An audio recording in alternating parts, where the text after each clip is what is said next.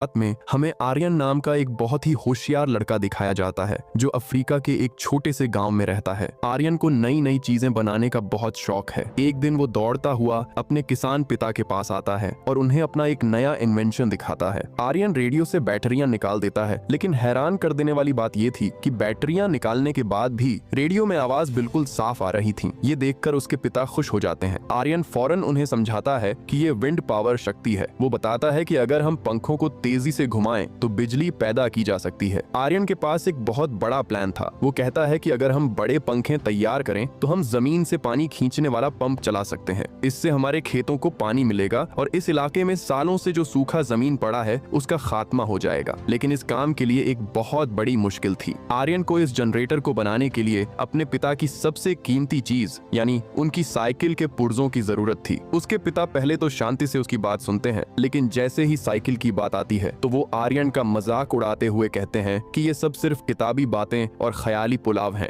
उसके पिता चिल्लाते हुए कहते हैं, जिस सूखे ने हमारी कई पीढ़ियों को बर्बाद कर दिया उसे तू इस टूटे फूटे खिलौने से ठीक करेगा। ये सुनकर आर्यन को बहुत बुरा लगता है और वो पलटकर जवाब देता है, मैं ये सब इसलिए कर सकता हूँ क्योंकि मैं स्कूल गया हूँ और मुझे वो बातें पता हैं जो आप नहीं जानते। ये बात उसके अनपढ़ पिता को चुभ जाती है। वो गुस्से में आर्यन को जमीन पर पटक देते हैं और उसके बनाए हुए मॉडल के टुकड़े टुकड़े कर देते हैं। वो चिल्लाते हैं, मैं तुम्हारे बारे में गलत था, अब बहुत हुआ स्कूल जाना, अब तुम सिर्फ खेती करोगे, जाओ और खेत जोतो। पिता की बातें आर्यन के सीने में गोलियों की तरह लगती हैं। उसकी आंखों से आंसू बहने लगते हैं और वो सोचने लगता है कि क्या उसकी पूरी जिंदगी इन बंजर खेतों में ही बीत जाएगी। लेकिन मजबूरी में उसे अपने पिता की बात माननी पड़ती है। सूरज निकलने से पहले ही आर्यन खेत में हल चलाने पहुंच जाता है, पर उसके अंदर की सीखने की प्यास अब भी बुझी नहीं थी। खाली समय में आर्यन पड़ोसियों के रेडियो ठीक करने लगता है ताकि वो इलेक्ट्रॉनिक्स को गहराई से समझ सके। कभी कभी रात में काम करते वक्त शोर से उसके पिता की नींद खुल जाती थी, लेकिन अपने बेटे का जुनून देखकर वो अब उसे डांटते नहीं थे, बल्कि उसके पिता खुद रेडियो लेकर अकेले खेतों में टहलते और बदलते हुए मौसम को समझने की कोशिश करते। हालात दिन ब दिन खराब होते जा रहे थे। कभी महीनों तक भारी बारिश होती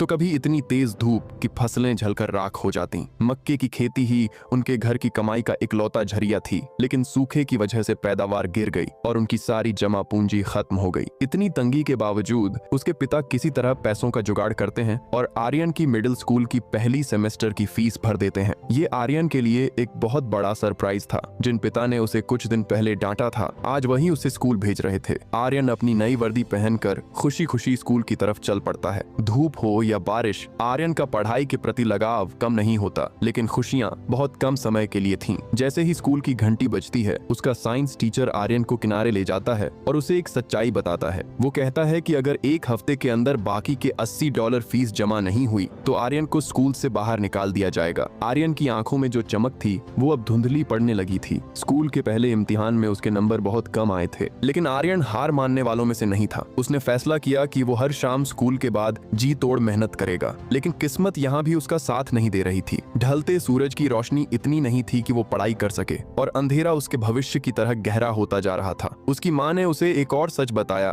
कि अब उनके पास दिए में डालने के लिए मिट्टी के तेल के पैसे भी नहीं बचे हैं। अपने पिता को भीगते खेतों में मेहनत करते देख आर्यन को लगने लगा था कि क्या गरीबी ही उसका रास्ता रोक देगी, मगर आर्यन के इरादे चट्टान जैसे थे। वो और उसका दोस्त रोज गांव के कचरे के ढेर पर जाते और वहां खजाना ढूंढते। एक बड़ी तंबाकू कंपनी अक्सर अपना बेकार सामान वहां फेंकती थी, जहां आर्यन को हमेशा कुछ न कुछ काम की चीज मिल जाती थी। घंटों की तलाश के बाद इस बार उसे सिर्फ एक पुराना वाटर पंप और एक डेड लीड एसिड बैटरी मिली। ये चीजें उसकी रात की पढ़ाई में कोई मदद नहीं कर सकती थी। आर्यन मायूस होकर गांव लौटा, जहां गांव के मुखिया एक मीटिंग कर रहे थे। एक तंबाकू कंपनी गांव के बचे कुचे पेड़ों को $15 प्रति टन के हिसाब से खरीदना चाहता था। मुखिया चिल्लाकर कह रहे थे कि ये पेड़ ही हमें बाढ़ और रेतीले तूफानों से बचाते हैं, इन्हें काटना खुदकुशी जैसा होगा। आर्यन के पिता ने भी मुखिया का पूरा साथ दिया, लेकिन कुछ लालची ग्रामीणों को सिर्फ आज का पैसा दिख रहा था। उन्होंने कल की फिक्र किए बिना साइन करना शुरू कर दिया। देखते ही देखते वो जंगल जो कभी उम्मीदों से भरा था, वहां से पेड़ गिरने की आवाजें आने लगीं। परिंदे अपना घर छोड़कर उड़ गए और पीछे रह गई तो सिर्फ सिसकती हुई हवाएं। आर्यन को बहुत गुस्सा आ रहा था, पर वो बेबस था।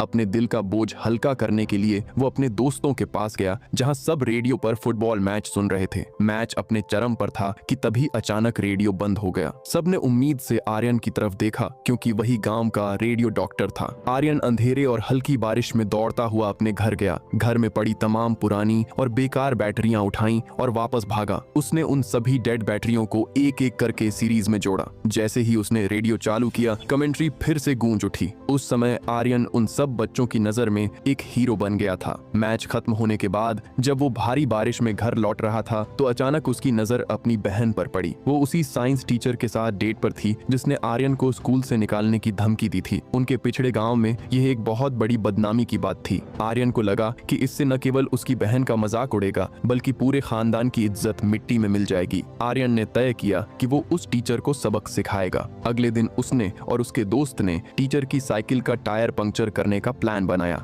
लेकिन जैसे ही वो आगे बढ़ा आर्यन के कदम रुक गए। उसके दोस्त ने एक अलग सलाह दी, टायर छोड़, इसकी साइकिल की हेडलाइट चोरी कर लेते हैं, इससे टीचर को चेतावनी भी मिल जाएगी। और आर्यन को रात में पढ़ाई के लिए बस एक रोशनी की जरूरत थी। वो उस साइकिल की लाइट को खोलने की कोशिश करता है, लेकिन लाख कोशिशों के बाद भी वो लाइट वहां से हिलती तक नहीं। तभी आर्यन का ध्यान उस तार पर जाता है जो लाइट से निकलकर पहिए के पास लगे एक चांदी के छोटे से यंत्र तक जा रही थी। आर्यन अपने दोस्त से कहता है कि पहिए को जोर से घुमाओ। जैसे जैसे पहिया तेजी से घूमता है और उस यंत्र से रगड़ खाता है, एक मध्यम सी रोशनी जल उठती है। ये रोशनी सिर्फ उस अंधेरे को नहीं बल्कि आर्यन की बुझती हुई उम्मीदों को भी रोशन कर देती है। उसे समझ आ गया था कि बिना बैटरी के भी बिजली बनाई जा सकती है। उसी रात आर्यन अपने कमरे के दरवाजे के पीछे से अपने माता पिता की बातें सुनता है। खराब फसल की वजह से उनकी सारी जमा पूंजी खत्म हो चुकी थी। उसके पिता भारी मन से कह रहे थे कि जिंदा रहने के लिए अब आर्यन की पढ़ाई की कुर्बानी देनी ही होगी। अगले ही दिन स्कूल में प्रिंसिपल आर्यन को सबके सामने बुलाते हैं और फीस न भरने की वजह से उसे हमेशा के लिए स्कूल से निकाल दिया जाता है। उस समय आर्यन की आंखों की चमक मानो खो गई। आसमान से बरसते बादलों के साथ उसका दुख भी बहने लगा। उन सफेद बादलों ने उसके सपनों को और सैलाब ने उसकी ख्वाहिशों को अपनी चपेट में ले लिया था। वो पत्थर की मूरत बना खड़ा रहा, जैसे वक्त थम गया हो। अब बिना पेड़ों के बारिश और भी भयानक हो गई थी, जिसने पूरे खेत को बेरहमी से डुबो दिया था। उसके पिता कीचड़ में लथपथ होकर तूफान के बीच नालियां खोद रहे थे ताकि फसल बचा सकें, लेकिन कुदरत के कहर के आगे इंसान की मेहनत बेबस थी। बारिश रुकी तो सही, लेकिन अब उसकी जगह ली तपते हुए सूरज ने। महीनों की झुलसा देने वाली गर्मी ने मक्के के नए पौधों को बेजान कर दिया। हालात बेकाबू हो रहे थे। आर्यन के पिता अपनी साइकिल उठाकर मीलों दूर अपने एक दोस्त के पास जाते हैं जो सरकार के लिए काम करता था, लेकिन वहां से भी उन्हें सिर्फ मायूसी मिली। उसके दोस्त ने चेतावनी दी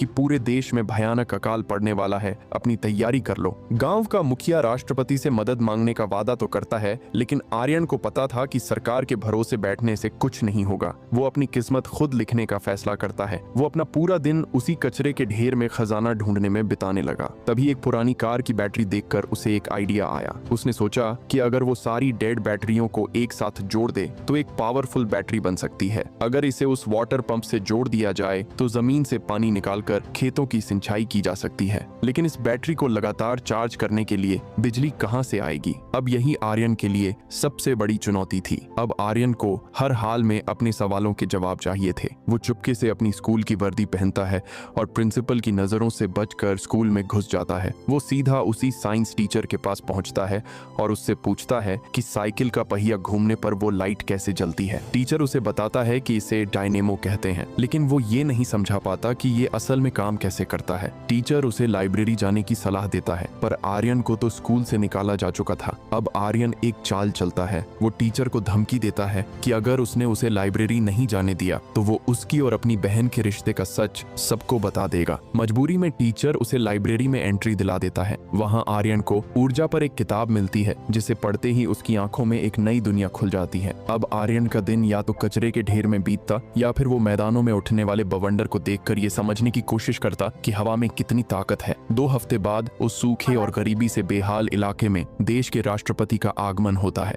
हर तरफ जश्न का माहौल था। गांव के मुखिया को भाषण देने के लिए मंच पर बुलाया जाता है। मुखिया पहले तो राष्ट्रपति की खूब तारीफ करते हैं, जिससे राष्ट्रपति बहुत खुश हो जाते हैं, लेकिन अचानक मुखिया अपनी बात बदलते हैं और सूखे की वजह से तड़पते हुए लोगों का हाल बताते हुए राष्ट्रपति से अनाज की भीख मांगते हैं। ये सच राष्ट्रपति को इतना चुभ जाता है कि वो बीच में ही अपने बॉडीगार्ड्स को इशारा कर देते हैं। वो जालिम बॉडीगार्ड्स उस बुजुर्ग मुखिया को मंच से घसीटते हुए ले जाते हैं और उन्हें बेरहमी से पीटने लगते हैं। आर्यन और उसके पिता मदद के लिए आगे बढ़ते हैं, लेकिन तभी हवाई फायरिंग की आवाज से पूरा इलाका गूंज उठता है। राष्ट्रपति अपनी लग्जरी गाड़ी में बैठकर वहां से चले जाते हैं और मुखिया अधमरी हालत में जमीन पर पड़े रह जाते हैं। आर्यन के पिता को अब समझ आ गया था कि ये दुनिया कितनी जालिम है और कोई सरकार उनकी मदद नहीं करेगी। उन्हें अब खुद ही कुछ करना होगा। अगली सुबह वो अपने पूरे परिवार को लेकर खेत पहुंचते हैं ताकि जो कुछ भी थोड़ा बहुत मक्का बचा है उसे काट सकें। मगर उनका किस्मत साथ नहीं छोड़ा था। उस बंजर जमीन से इतना कम अनाज निकला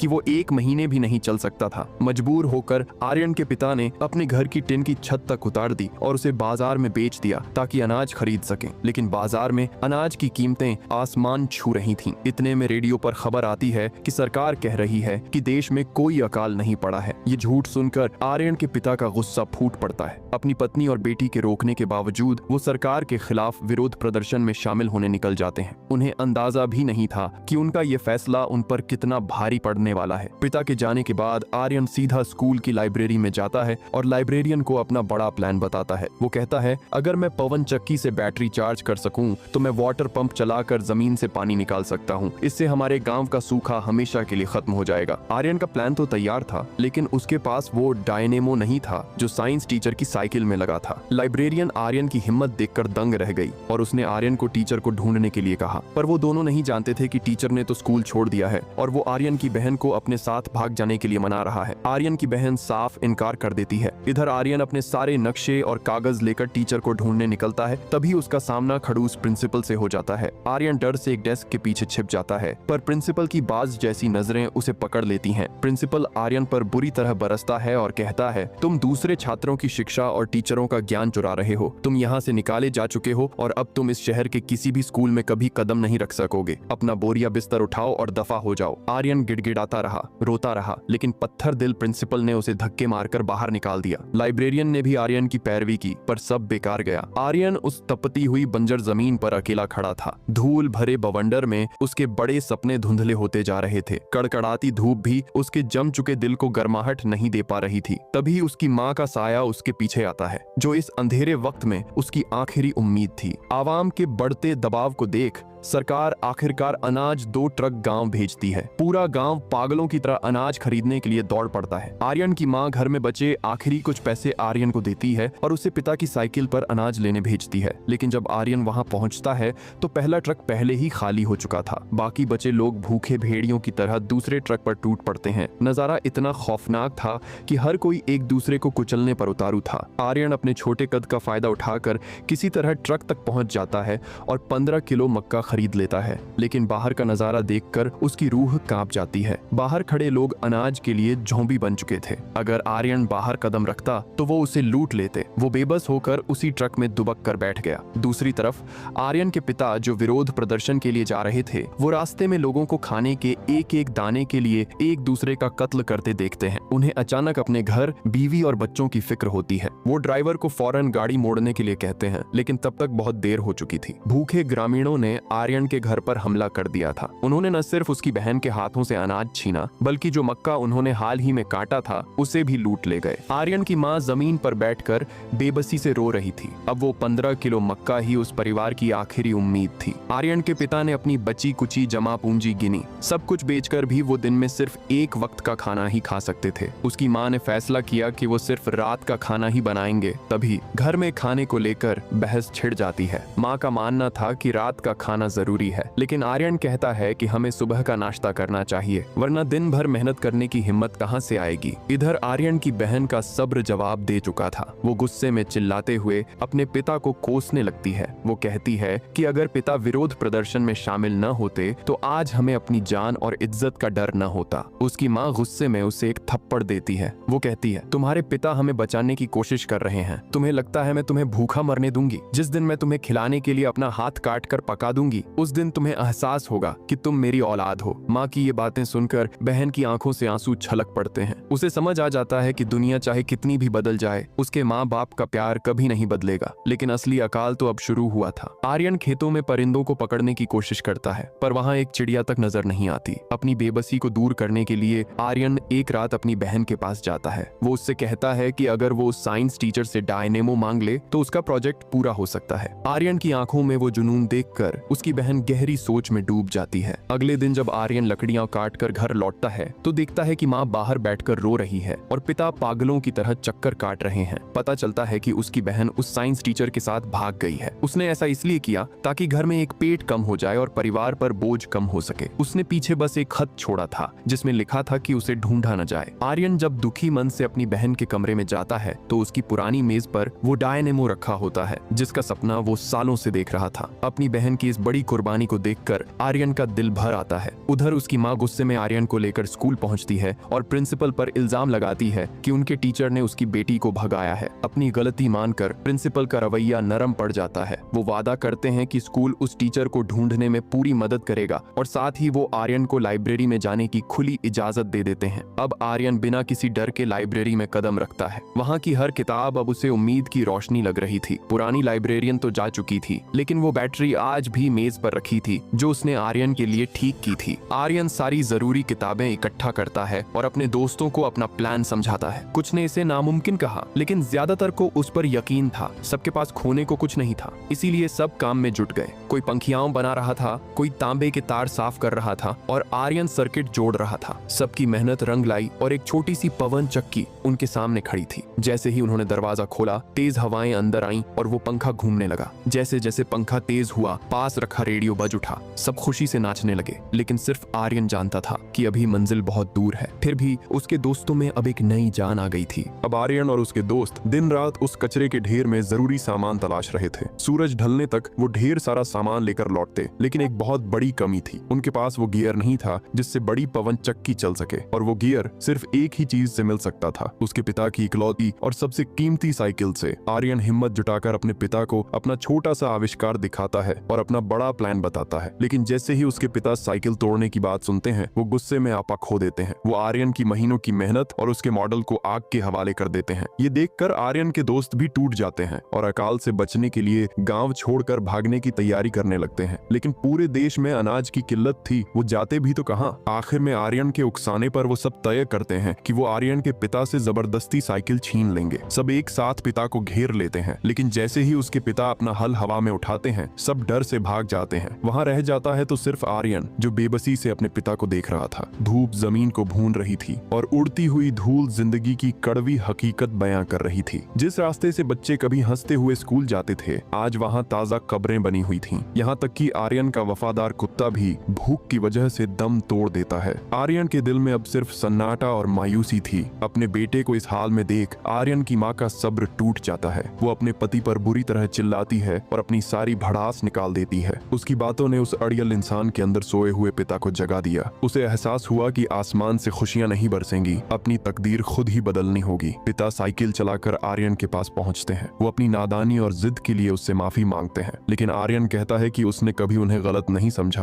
क्योंकि उनकी मेहनत की वजह से ही वो स्कूल देख पाया था। दोनों की आंखों में आंसू थे और बरसों की दूरियां मिट चुकी थीं। पिता और बेटा मिलकर उस साइकिल के एक एक पुर्जे को अलग करने लगते हैं। अब पूरा गांव एक साथ आ चुका था। आर्यन काम में जुट गया। पिता ने पवन चक्की का ढांचा बनाने के लिए लकड़ी काटी और देखते ही देखते गांव वालों की मदद से एक विशाल टावर खड़ा हो गया। सबने मिलकर उस भारी ढांचे को रस्सी से ऊपर खींचा। गहरी बोरिंग में पाइप डाला गया और ऊपर वो पवन चक्की फिट कर दी गई। आर्यन ने कांपते हाथों से बिजली के तारों को जोड़ा और पंखों को बांधने वाली रस्सी खोल दी। जैसे ही हवा के झोंके ने उन पंखों को छुआ वो तेजी से घूमने लगे। वो महज पंखे नहीं थे, वो पूरे गांव की उम्मीदें थीं जो हवा में लहरा रही थीं। डायनेमो की रगड़ से बिजली पैदा हुई और तार के जरिए नीचे लगे वाटर पंप तक पहुंची। गांव वाले खंदक और नालियां खोद कर इंतजार कर रहे थे। तभी एक ऐसी आवाज सुनाई दी जिसने सबकी धड़कनें रोक दी। पाइप से पानी का पहला फव्वारा बाहर निकला। बंजर जमीन पर पानी की वो बूंदें गिरते ही पिता ने आर्यन को गले लगा लिया। उनकी आंखों के आंसू अब खुशी के थे।